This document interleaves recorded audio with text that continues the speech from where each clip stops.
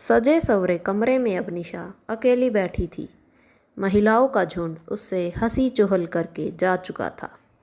चेहरे पर चिपकी शर्मीले मुस्कान को उतारकर वह अब सहज हो सकती थी। निशा ने एक लंबी सांस ली और पलंग के सिरहाने से टेक लगाकर पांव सीधे कर लिए। क्या तमाम उम्र मुझे इसी अभिनय के साथ जीना होगा, उसने सोचा। यहाँ तक तो फिर भी ठीक था, लेकिन अब इसके आगे। निशा सिहर उठी। कैसे झेलेगी उस व्यक्ति को जिसे उसका दिल दिमाग दोनों ही अपना मानने के लिए तैयार नहीं थे। दिल जिसमें विमल की तस्वीर थी और दिमाग जो दुख और हताशा से भरा हुआ था। उसे अपने जीवन का सबसे बड़ा फैसला माँ बाप की मर्जी से करना पड़ा था और शेष जीवन उस व्यक्ति के अनुसार जीना था जिसे उसकी आत्मा स्वीकार करने के लिए तैयार नहीं थी। निशा को शादी के पहले के वो दिन याद आ गए जब उसने इस विवाह से इनकार किया था। माँ की सिसकियाँ और पापा का फुफकारता स्वर। वो विमल का नाम भी सुनने के लिए तैयार नहीं थे। उन्होंने रिश्ता तोड़ लेने तक की धमकी दी थी।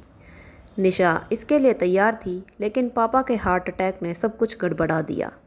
पापा के मृत्यु का बोझ लेकर अपनी नई जिंदगी शुरू करने की ताकत उसमें नहीं थी और अब वह यहाँ इस सुगंधित कमरे में फूलों से सजे बिस्तर पर बैठी थी। निशा की आंखें भर आई। कितने सुंदर जीवन की कल्पना थी मेरी विमल के साथ। अपने जीवन की सब नष्ट हो गई, सिर्फ इसलिए क्योंकि मुझे अपने संतान होने का कर्तव्य निभाना था, माँ के जन्म देने का और पापा के पालन पोषण का कर्ज उतारना था। अचानक निशा के मन में गुस्से की एक लहर सी उठी। मैंने तो अपना कर्ज उतार दिया, उन लोगों ने क्या किया? अपना कर्ज वसूल कर लिया। क्या मेरी ज़िंदगी पर मेरा अधिकार नहीं था? मैं क्यों विवश हूँ उनके फैसले को स्वीकार करने के लिए? नहीं, मैं अपनी ज़िंदगी ऐसे बर्बाद होते नहीं देख सकती। मुझे उनके लिए जो करना था वो मैं कर चुकी। अब मैं अपनी ज़िंदगी का फैसला खुद करूँगी, लेकिन क्या और कैसे? अचानक निशा को याद आया कि उसने उड़ती उड़ती एक खबर सुनी थी कि जिस लड़के से उसका विवाह हुआ है वह भी किसी मुस्लिम लड़की से प्यार करता था, लेकिन उसकी माँ ने एक मुस्लिम को अपनी बहू मानने से इनकार कर दिया था और उसे भी अपनी विधवा माँ की इकलौती संतान होने का दंड भोगना पड़ा था। निशा ने सोच समझकर एक फैसला कर लिया। जिस वक्त राजेश कमरे में आया, निशा जमीन पर बिछी चादर पर अपनी बाह आंखों पर रखे लेटी हुई थी। अपने विचारों में डूबी उसे राजेश के आने का पता नहीं चला। उसे ऐसे जमीन पर लेटा देख राजेश आश्चर्य से भर उठा। कुछ समझ में नहीं आने की स्थिति में उसने आहिस्ता से पुकारा, निशा। निशा हड़बड़ा कर उठ बैठी। राजेश का विस्मय और गहरा गया। उसे देखकर नई दुल्हन की आंखें संकोच से झुक जरूर गई, लेकिन उस संकोच में लाज की झलक नहीं थी। क्या बात है, जमीन पर क्यों सोई हो? उसका आश्चर्य उसके स्वर में झलक रहा था। यूं ही दबे कंठ से हल्का सा उत्तर आया, तबीयत ठीक नहीं है क्या? उसने थोड़ी चिंता से पूछा। ठीक है। निशा की पलकें अब भी झुकी हुई थी। फिर क्या बात है?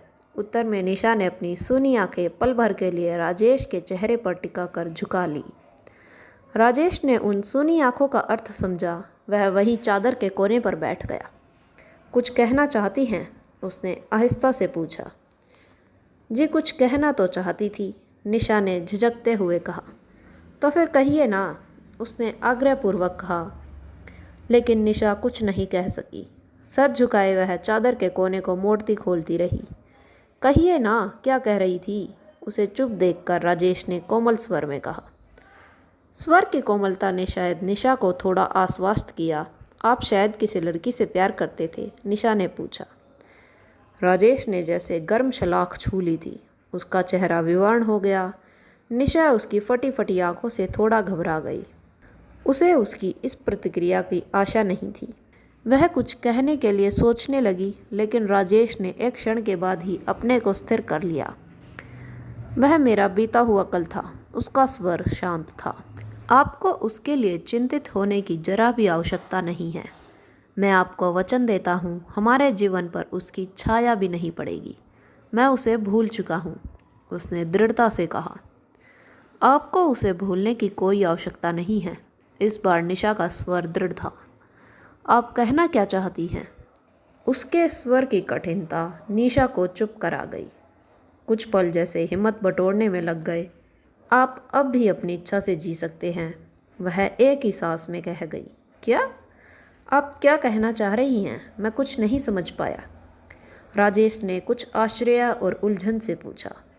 निशा पलंग के पाए से टिक कर बैठ गई। जो कुछ वह कहने जा रही थी उसके लिए एक पुख्ता सहारे की आवश्यकता तो पड़नी ही थी। इस विवाह की इच्छा मुझे नहीं थी, उसने राजेश की आंखों में देखते हुए कहा। मैंने किसी और को इस रूप में देखना चाहा था, लेकिन बहुत बार हम अपने फैसले अपने लिए नहीं कर पाते। मैंने अपने बेटी होने का फ़र्ज़ पूरा किया, लेकिन अब अपनी ज़िंदगी अपने लिए जीना चाहती हूँ। मैं नहीं चाहती कि फ़र्ज के नाम पर मेरी पूरी ज़िंदगी एक घुटन में तब्दील होकर रह जाए। वह चुप होकर राजेश का मुंह देखने लगी। आप क्या करना चाहती हैं? राजेश ने गंभीरता से पूछा। मैं चाहती हूँ कि हम अपनी ज़िंदगी अपने अपने ढंग से जिएं। यह घुटन मेरे अकेले की ही तो नहीं होगी, आपके साथ भी तो ऐसा ही कुछ गुजरा है। क्या हम तमाम उम्र एक दूसरे में किसी और को नहीं ढूंढते रहेंगे? निशा ने कहा और उत्तर के लिए राजेश को देखने लगी।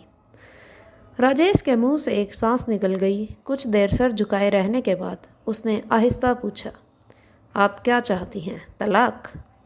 हाँ, लेकिन अभी नहीं। हमने अपने परिवार वालों के लिए यह सब किया है, इसलिए उनकी खुशी के लिए कुछ दिनों तक हम उनके और समाज के आगे पति पत्नी की भूमिका निभाते रहेंगे, लेकिन व्यक्तिगत रूप से एक दूसरे की ज़िंदगी में कोई दखल नहीं देंगे। ऐसा कब तक? जब तक परिस्थितियाँ अपने अनुकूल नहीं हो जाती, तब तक। ठीक है, मैं सहमत हूँ आपसे, राजेश ने कहा। दोनों चुप हो गए। जो कुछ कहना था वह कहा जा चुका था और अब कुछ कहने के लिए था ही नहीं। मैं बहुत कृतज्ञ हूँ आपकी, निशा ने थोड़ी देर के बाद कहा। इसकी कोई ज़रूरत नहीं है, राजेश ने हाथ के इशारे से उसे रोकते हुए कहा। आपने जो कुछ कहा है उसमें मेरा भी स्वार्थ है, इसलिए इसमें कृतज्ञता की कोई बात नहीं है। एक बात और थी, निशा ने हल्की आवाज़ में कहा। कहिए, राजेश ने सहजता से कहा। आपको पता होगा, शादी से पहले मैं नौकरी कर रही थी। हाँ, आपके पद ओहदे के अनुकूल नहीं होने के कारण पापा ने उसे छोड़ देने के लिए कहा था, निशा ने कहा। राजेश ने उसके आगे बोलने की प्रतीक्षा की। मैंने उसे छोड़ा नहीं था, निशा ने उसे आशा से देखते हुए कहा। अब उसे फिर से करना चाहती हैं, राजेश ने मुस्कुरा कर कहा। नौकरी के लिए तो मैं ऐसे भी मना नहीं करता, और अब की परिस्थिति में तो बिल्कुल नहीं। आप जब चाहे शुरू कर सकती हैं, राजेश ने कहा तो निशा उसे कृतज्ञ दृष्टि से देखती रही। कुछ देर दोनों चुप रहे, फिर राजेश ने कहा, अब आप पलंग पर जाकर आराम कीजिए, थकी हुई होंगी, रात भी काफ़ी हो चुकी है। आप पलंग पर आराम कीजिए, मैं इसी चादर पर सो लूँगी। निशा के स्वर में संकोच फिर से चला आया था, लेकिन राजेश हल्के से हंस पड़ा। इसके पहले ज़मीन पर सोई हैं कभी? निशा सर झुकाए चुप रही। जाइए, जाकर सो जाइए, संकोच की कोई बात नहीं है। आप ऐसे नहीं सो सकेंगी, राजेश ने कहा, और राजेश पलंग पर से तकिया उठाकर नीचे बिछी चादर पर रखने लगा तो निशा को पलंग पर जाना पड़ा। पलंग पर लेटी निशा आंखों पर बाहें रखकर सोने की कोशिश करते राजेश को देखती रही, सोचती रही उसके उदार, आज़ाद और कोमल व्यक्तित्व को। निशा और राजेश की ज़िंदगी चल पड़ी। शादी के एक सप्ताह के बाद निशा अपने ऑफिस के लिए निकली। लगभग 1 महीने के बाद विमल से मिलने की खुशी उसे जैसे हवा में उड़ाए ले जा रही थी। विमल को आश्चर्यचकित करने की इच्छा से उसने विमल को अपने ऑफिस आने के विषय में कुछ नहीं बताया था। उसे देखने के बाद विमल की प्रतिक्रिया की कल्पना उसके मन में हजारों सपने जगा रही थी। ऑफिस में लंच ब्रेक का समय आज हर दिन से बहुत ज़्यादा लंबा हो रहा था। सहकर्मियों की बधाइयों और हल्के फुल्के हंसी मजाक के बीच निशा सारे समय विमल के फ्लोर पर जाकर उसके सामने खड़े हो जाने की इच्छा से लड़ती रही। उसे पता था यह ठीक नहीं होगा। किसी तरह लंच का समय हुआ और निशा कैंटीन की ओर चली। वह अपनी महिला सहकर्मियों से सहज ढंग से बातें करती चल रही थी, लेकिन उसका दिल बुरी तरह धड़क रहा था। उसे पूरा विश्वास था विमल उसी जगह बैठा होगा जहाँ वह उसके साथ बैठा करता था।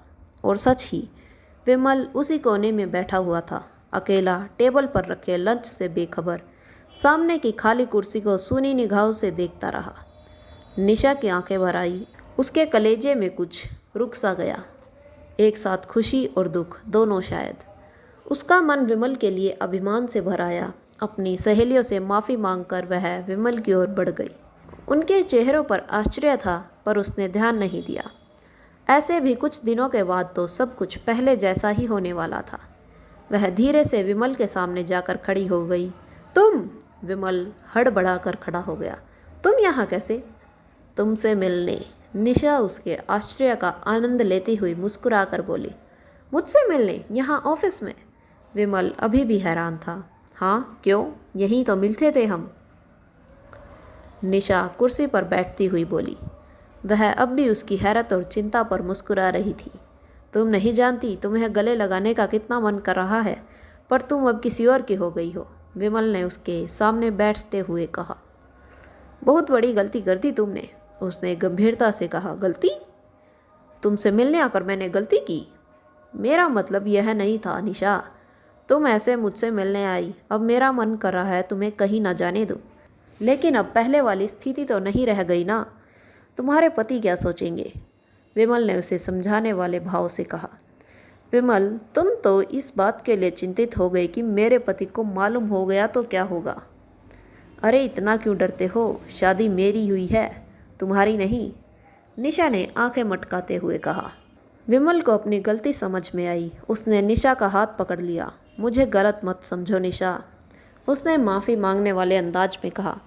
तुमसे मिलने में मुझे कैसा डर? मैं सिर्फ इसलिए परेशान हो उठा कि राजेश को पता लगा और उसने तुम्हें कुछ कह दिया तो मुझसे सहन नहीं होगा, और गुस्से में मैंने उसे मार दिए तो तुम्हारे लिए कोई मुसीबत ना खड़ी हो जाए। मुसीबत क्या होगी? हद से हद मुझे छोड़ देंगे, यही न? तो मैं तुम्हारे साथ रहूँगी, निशा ने सहजता से कहा। निशा, तुम सच कह रही हो ना? कोई मजाक तो नहीं? विमल ने गंभीरता से पूछा।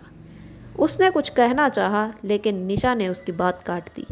वैसे तुम्हारी जानकारी के लिए बता दूं, मैंने उन्हें सब कुछ बता दिया है। यह नौकरी मैंने उनकी इजाज़त से दोबारा शुरू की है और उनकी जानकारी में ही तुमसे मिलने आई हूँ। निशा ने अपना हाथ धीरे से खींच लिया और कुर्सी से टिक कर बैठ गई। निशा? विमल की आंखें आश्चर्य से बड़ी हो गई। इतनी बड़ी बात राजेश ने मान ली? कैसे मान ली? मैं नहीं मानता, तुम झूठ बोल रही हो ना? विमल ने आश्चर्यपूर्वक पूछा। क्योंकि उनकी ज़िंदगी भी कुछ ऐसी ही है, निशा ने कहा। अरे तो इसका अंत क्या होगा? विमल ने पूछा। यही कि जब परिस्थितियाँ अनुकूल हो जाएंगी तो हम स्वतंत्र हो जाएंगे, निशा ने खुशी से कहा। क्या सच में? सच में ऐसा हो सकता है निशा? विमल भावुक होकर बोला। क्या हम लोग सच में साथ हो सकेंगे? विश्वास नहीं होता मेरी किस्मत फिर से बदल सकती है। विमल की आंखों में हजारों सपने जगमगा उठे। विमल पूरे उत्साह से भविष्य की योजनाएं बना रहा था, लेकिन निशा जैसे वहाँ होकर भी वहाँ नहीं थी। कुछ था जो छूटता सा लग रहा था। अपनी कुर्सी पर लौटकर वह काम निपटाती रही। निशा जब लौटी तो राजेश आ चुका था। कैसा रहा आज का दिन? उसने मुस्कुरा कर पूछा। अच्छा, निशा ने भी मुस्कुरा कर कहा। विमल जी से मिली? इस प्रश्न पर निशा थोड़ी हिल सी गई। उसने धीरे से सर हिला दिया। बधाई हो, राजेश हंसकर बोला। निशा लज्जा गई। आप नहीं मिले सना जी से? उसने अपने को संभाल कर पूछा। मिला था। कैसी है वो? ठीक है, उसकी सगाई होने वाली है, राजेश ने एक पल रुक कर आगे कहा। क्या इतनी जल्दी? निशा के मुंह से निकला। नहीं, इतनी जल्दी नहीं, राजेश ने धीरे से कहा। मेरी शादी तय हो जाने के बाद हम लोगों ने एक दूसरे से दूरी बना लेना ही उचित समझा था, लेकिन जाहिर था उसकी भी शादी होनी ही थी। हम दोनों का एक कॉमन फ्रेंड है, वह सना को पसंद करता था। राजेश रुक गया। बहुत संभालने पर भी उसके चेहरे पर पीड़ा की एक तेज लहर से गुजर गई। अब उसी से उसकी शादी हो रही है। वह मुस्लिम है और उसके मम्मी पापा को शुरू से ही पसंद था। राजेश ने दूसरी ओर देखते हुए कहा। निशा अवाक उसे देखती रह गई। यह उसकी समझ में नहीं आ रहा था कि वह क्या कहे। राजेश के मन में अभी क्या घुमड़ रहा होगा वह अच्छी तरह समझ रही थी। आपने उन्हें कुछ बताया नहीं? उसने धीरे से पूछा। नहीं, क्यों? निशा ने हैरान होकर पूछा। अहमद भी उसके साथ था और दोनों बहुत खुश थे। मेरी समझ से आपको उन्हें बता देना चाहिए था, बाद में मालूम होने पर शायद उन्हें दुख हो, निशा ने समझाते हुए कहा। अहमद उसे पसंद करता है, यह बात मुझे शुरू से पता थी, लेकिन मेरी दोस्ती के कारण उसने कभी कुछ कहा नहीं, तो अब कुछ भी कहना स्वार्थी होना होता। राजेश ने उसी तरह दूसरी ओर देखते हुए कहा। शायद वह निशा से अपनी हताशा छुपा रहा था। निशा ने भी उसे कुछ देर अकेला छोड़ देना उचित समझा। वह चाय लेने की बात कहकर वहाँ से हट गई। उस शाम निशा सारे समय राजेश से छोटी छोटी बातें करती रही। वह अपने को अकेला महसूस नहीं करे, इसका पूरा ख्याल था उसे। राजेश भी शायद इसे समझ रहा था और उसकी इस चेष्टा का सम्मान करता हुआ उसकी बातों में साथ देता रहा। लेकिन रात को सोते समय विमल याद आ गया निशा को। वह मुझे देखकर कितना खुश था, पर अगर राजेश ने अब मुझे छोड़ने से इनकार कर दिया तो वो इन्हें मार ना दे। निशा के अंदर एक डर समाने लगा। नहीं, ऐसा कुछ नहीं है। वह मेरे लिए चिंतित था। उसे थोड़े ही पता था कि मैंने राजेश जी को सब बता दिया है। उसने अपने आप को आश्वस्त करने की कोशिश की, लेकिन कुछ था जो उसे आश्वस्त होने नहीं दे रहा था। निशा की ज़िंदगी गुजरने लगी। उसके लिए इसके सिवा कि वह अब अपने घर की जगह ससुराल में रहने लगी थी, कुछ और नहीं बदला था। लेकिन ऐसा नहीं था। निशा और विमल के मित्रता के बारे में उनके दफ्तर के लोगों को पहले से पता था। पहले दोनों को एक साथ देखकर लोग सिर्फ मुस्कुरा कर रह जाते थे, लेकिन अब वह मुस्कान व्यंग भरी होने लगी थी। बात फिर कानाफूसी से बढ़ गई और लोग सामने भी घुमा फिरा कर बोलने लगे। निशा को इन बातों से फ़र्क पड़ने लगा था। उसे पता था वह एक दिन इन लोगों का मुंह बंद कर देगी, लेकिन पता नहीं क्यों उसे थोड़ा असहज महसूस होने लगा था। निशा इस बात को समझ रही थी और थोड़ा चकित भी थी कि राजेश जी को सब कुछ पता होने पर भी उसे असहज तो नहीं लगना चाहिए, लेकिन फिर भी उसने इसे लोगों की घूरती नज़र का असर मानकर इस पर बहुत ध्यान नहीं दिया। इस बीच एक बात हो गई। राजेश की तबीयत अचानक बहुत ख़राब हो गई। निशा ने दफ्तर से 2 दिन की छुट्टी ले ली और विमल को फ़ोन पर अपने 2 दिन नहीं आ सकने के विषय में बता दिया था, लेकिन वह तीसरे दिन भी नहीं जा सकी। चौथे दिन जब वह उससे मिली तो विमल ने पूछा, क्या हुआ, तुम कल भी नहीं आई? राजेश ठीक नहीं हुआ क्या? और मैंने तुम्हें इतने फ़ोन किए, एक बार तो उठा लेती, या उस राजेश को ऊपर भेज दूं तब तुम मुझ पर ध्यान दोगी? विमल ने हंसते हुए कहा। ठीक तो हो गए थे, लेकिन कमज़ोरी बहुत थी, इसलिए छोड़ कर आना अच्छा नहीं लगा। बेचारे बहुत अकेले हैं, निशा ने सहजता से कहा। बहुत सहानुभूति हो रही है उनसे, क्या बात है? विमल ने चिढ़कर कहा। विमल, निशा सन्न रह गई। बात बहुत छोटी थी, लेकिन इसके पीछे छुपा हुआ जो कुछ झलका, उससे निशा का चेहरा फीका पड़ गया। विमल ने भी इसे समझा। मैं हंसी कर रहा था, तुम क्या समझ बैठी? उसने हंसते हुए कहा। लेकिन निशा फिर सहज नहीं हो सकी। एक तो पहले दिन की ही बात उसे नहीं भूली थी, उस पर आज यह। निशा और विमल के बीच कब एक दरार पड़ गई उन्हें पता भी नहीं चला। सब कुछ एक रूटीन में बदल गया। निशा के नए बॉस आए थे, रमेश ठाकुर। दफ्तर के लोगों ने पता नहीं उन्हें क्या बताया, वो निशा पर नज़र रखने लगे। जानबूझकर उसे इतना काम देते कि उसे लंच के लिए एकदम कम समय मिलने लगा। लेकिन धीरे धीरे निशा की शालीनता और गंभीरता से प्रभावित होकर उसे पसंद करने लगे। निशा इसे समझ गई थी और उसने यह बात बातों बातों में विमल को बताई भी थी। विमल ने इसे कोई खास महत्व नहीं दिया था, लेकिन एक दिन इसी बात ने भयानक रूप ले लिया।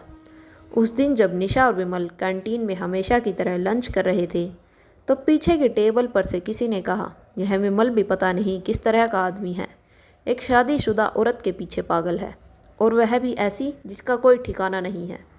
दूसरे ने कहा, क्या मतलब? पहले ने पूछा, मतलब क्या, एक विमल रहे तब ना। ये सारी बातें निशा और विमल ने सुनी, कही ही इसलिए गई थी। दोनों का मूड खराब हो गया। अपनी अपनी सोच में गुम दोनों खामोशी से लंच करते रहे। पीछे के टेबल पर से दोनों के चले जाने के बाद विमल ने अचानक पूछा, ये तुम्हारे बॉस रमेश ठाकुर कैसे लगते हैं तुम्हें? निशा का हाथ रुक गया। अभी अभी सुनी हुई बात एकदम से कानों में गूंजने लगी। क्या मतलब? उसने गंभीर स्वर में पूछा। मतलब क्या, बस ऐसे ही पूछ रहा था। विमल ने उसे देखे बिना कहा। विमल, निशा का चेहरा और आवाज़ दोनों कठोर हो उठे। तुम्हारे ऊपर इन दोनों की बातों का असर हो रहा है क्या? मैंने ऐसा तो कुछ नहीं कहा। विमल का स्वर भी रूखा था। तुम्हारा इस प्रश्न का मैं क्या अर्थ समझूं? तुम्हें तो तिल का ताड़ बनाने की आदत पड़ गई है, विमल ने कहा और हाथ पोंछ कर खड़ा हो गया। निशा सन्न रह गई। इतने बड़े प्रश्न का कोई स्पष्टीकरण भी नहीं और उस पर ऐसा व्यवहार। वहाँ से लिफ्ट तक का रास्ता दोनों ने खामोशी से तय किया। घर लौटकर निशा बिना खाए पिए बिस्तर पर पड़ गई। राजेश जब लौटा तब वह तकिए में मुंह गाड़े पड़ी थी। उसे राजेश के आने का पता नहीं चला। क्या हुआ, तबीयत ठीक नहीं है क्या? राजेश ने पूछा तो निशा उठकर बैठ गई। ठीक है, उसने धीरे से कहा। फिर ऐसे क्यों पड़ी थी? राजेश के स्वर में चिंता थी। ऐसे ही, मन नहीं लग रहा है, निशा ने सर झुकाए हुए कहा। ऑफिस में कुछ हुआ क्या? नहीं, वहाँ सब ठीक है, बस ऐसे ही। बस ऐसे ही, निशा चाहकर भी अपनी आवाज़ के दर्द को छुपा नहीं पाई। विमल जी से भेंट हुई थी? राजेश ने थोड़ा अटकते हुए पूछा। हाँ हुई थी, निशा ने थकी आवाज़ में कहा। राजेश कुछ देर उसका मुंह देखता रहा, फिर बोला, चलिए लॉन में बैठते हैं, बाहर बहुत अच्छी हवा है। और लॉन में बैठकर जिस समय राजेश निशा का मन बहलाने के लिए इधर उधर की बातें कर रहा था, निशा सोच रही थी, एक दिन मैं इनका मन बहला रही थी, आज ये मेरा बहला रहे हैं। दूसरे दिन निशा लंच के लिए नहीं गई, इच्छा ही नहीं हुई। पता नहीं भूख भी लगी या नहीं। हाँ, मन के किसी कोने में विमल के आने या कम से कम एक फ़ोन कॉल की प्रतीक्षा जरूर थी। हाँ, विमल आया। ऑफिस छूटने से थोड़ी देर पहले। आई नहीं तुम? उसके स्वर में एक अजीब सा भाव था। प्यार या चिंता तो बिल्कुल नहीं, हाँ शायद थोड़ा रूखापन, और शायद कुछ आरोप जैसा भी। उसके आने की जो खुशी निशा ने महसूस की थी, वह एक क्षण में हवा हो गई। पीछे एक गहरी उदासी छोड़कर, तुम भी तो नहीं आए। निशा की आवाज़ भी रुकी थी। आया तो हूँ मैं, जैसे अभी आए वैसे उसी समय आ जाते। निशा, मैं देख रहा हूँ कि हमारे रिश्ते में एक दरार सी आ गई है। कौन लाया यह दरार? निशा की आवाज़ सचमुच ठंडी हो गई।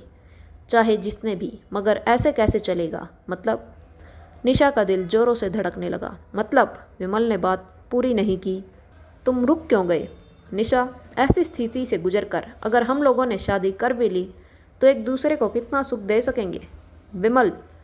निशा के मुंह से एक दबी हुई चीख सी निकल गई। वह आवाक फटी फटी आंखों से उसे देखती रही। मुझे गलत नहीं समझो निशा, मैं अब समझने के लिए क्या बचा है? निशा की आवाज़ काँप रही थी। तुम जो कुछ कहना चाहते थे वो तुम कह चुके। उसका गला रुंध गया। निशा प्लीज, मेरी बात को ऐसे मत लो, मैंने महज एक आशंका व्यक्त की थी, विमल ने समझाने के अंदाज में कहा। नहीं विमल, जो बात तुम्हारे दिमाग में अभी आई है, कुछ दिन के बाद वह मिट जाएगी क्या? नहीं, वह और बड़ी होती जाएगी। काश मैंने यह सब पहले देख लिया होता। निशा की आवाज़ टूट गई। कलेजे में उमड़ती बेबसी को दबाने के लिए उसने होंठ दांतों में दबा लिए। ऐसा कुछ नहीं है निशा, ऐसा नहीं है कि मैं शादी नहीं करना चाहता। मुझे सिर्फ इस बात का डर है कि जो समझौता तुम्हारे और राजेश के बीच में है, वही समझौता हमारे बीच ना आ जाए। लेकिन अगर तुम्हें लगता है कि हमें शादी कर लेनी चाहिए तो मैं। विमल शायद निशा को अपना पक्ष समझाना चाह रहा था, लेकिन निशा ने उसकी बात काट दी। एहसान कर रहे हो मुझ पर? मुझे नहीं चाहिए तुम्हारा एहसान, निशा तड़प कर बोली। निशा, गुस्से या भावुकता में आकर मत सोचो। यह ऐसी चीज़ नहीं है जिसका फैसला 1 मिनट में कर लिया जाए। एक बार सोच लो अच्छी तरह। सोच लिया, तुम अपना समय और मत बर्बाद मत कर। निशा का स्वर आवेश से कांप रहा था। विमल एक पल उसका मुंह देखता रहा, फिर एक सांस खींच कर उठ गया। निशा को लगा वह फूट फूट कर रो पड़े, लेकिन उसे पता था आसपास के लोग उसे देख रहे हैं और वह उन्हें अपने लिए और फुसफुसाहट के अवसर नहीं देना चाहती थी। उसने पूरी ताकत लगाकर अपने को फूट पड़ने से रोका और अपना सामान समेटने लगी। रास्ते भर निशा के दिमाग में सारी बातें गूंजती रही। वह स्कूटी कैसे चला रही थी यह उसे खुद पता नहीं था। रास्ता ख़त्म हुआ और घर आ गया। निशा जैसे नींद में चलती हुई अपने कमरे में पहुंची और तब उसे ख्याल आया उसने कितने अभिमान से राजेश से अपनी अलग ज़िंदगी की बात कही थी। विमल ने उससे उसका अभिमान छीन लिया। काश विमल को पहले ही उसने पहचान लिया होता, आज ये सब नहीं होता। निशा बिस्तर पर ढह गई। राजेश जब लौटा, निशा बुखार में तप रही थी। वह घबरा गया। बहुत दिनों से देख रहा हूँ, आप बहुत सोचने लगी हैं। पड़ गई ना बीमार? देखिए तो कितना तेज बुखार है। उसने उसका हाथ पकड़ते हुए कहा। निशा से कुछ नहीं बोला गया। वह बस चुपचाप उसे देखती रही। राजेश कुछ पल उसे देखता रहा। उसकी सूजी हुई लाल आंखें, उतरा हुआ चेहरा बिना बोले भी बहुत कुछ कह रहे थे। वह आहिस्ता से उसके पास बैठ गया। क्या बात है निशा? उसने उसके माथे पर हाथ रखते हुए स्नेह से कहा। निशा के भीतर जैसे कोई बांध टूट गई। वह रो पड़ी। कह दीजिए मुझसे, मैं सब कुछ समझूंगा। उसने उसका सर सहलाते हुए कहा। क्या कहूँ, अब कुछ नहीं है कहने के लिए। निशा से आगे नहीं बोला गया। राजेश ने भी कुछ नहीं पूछा। वह चुपचाप उसके बालों में अपनी उंगलियों से कंघी करता रहा। देर तक चुप्पी छाई रही। सिर्फ निशा की सिसकियाँ सुनाई देती रही। उसका रोना कम होने पर राजेश ने उसे धीरे से सीधा कर अपनी हथेलियों से उसका चेहरा पोंछ दिया। निशा चुपचाप उसे देखती रही। एक बात कहूँ? राजेश ने निशा का हाथ अपने हाथ में लेते हुए कहा। क्या? मनीषा ने फंसे कंठ से पूछा। हम लोग इतने दिनों से साथ हैं, एक दूसरे को अच्छी तरह समझने लगे हैं, एक दूसरे का आदर भी करते हैं, ख्याल भी रखते हैं। क्या इस आदर, इस ख्याल को प्यार में नहीं बदला जा सकता है? निशा कुछ नहीं बोली, बस उसे देखती रही। निशा, समाज के दिए इस रिश्ते को क्या हम दोनों दिल से नहीं स्वीकार कर सकते? राजेश ने उसके मुंह पर आए बालों को पीछे हटाते हुए कहा। इस बार भी निशा के मुंह से कोई बात नहीं निकल सकी। राजेश थोड़ी देर तो जवाब की प्रतीक्षा में निशा को देखता रहा, फिर पानी लाने के लिए उठने लगा। निशा ने राजेश का हाथ पकड़कर खींचा और उसे गले लगाकर रोने लगी। आज उसे एहसास हो रहा था कि वो अपनी मनमानी में पीतल को चुनकर खरे सोने को खोने जा रही थी।